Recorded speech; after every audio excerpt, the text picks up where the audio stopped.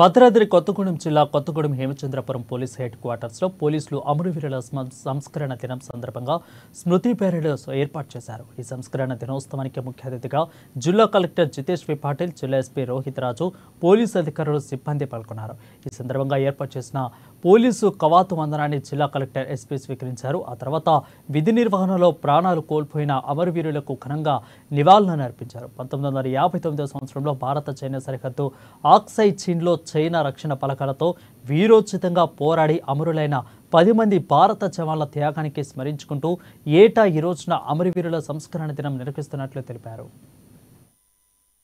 ఈరోజు మన పోలీస్ అమరవీరులకి గుర్తించుకొని మనం ఈరోజు జరుపుకుంటున్నాము.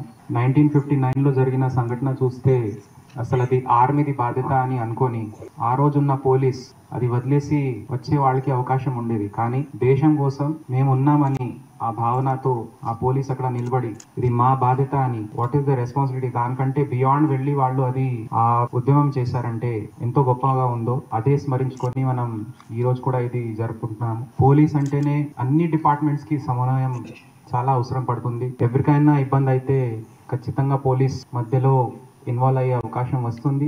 అండ్ మన జిల్లాలో అవుతున్నారు. చాలా పకడ్బందీగా రైతులు, మహిళలు, పిల్లలకి కాపాడుకునే ఒక చాలా మంచి కోఆర్డినేషన్తో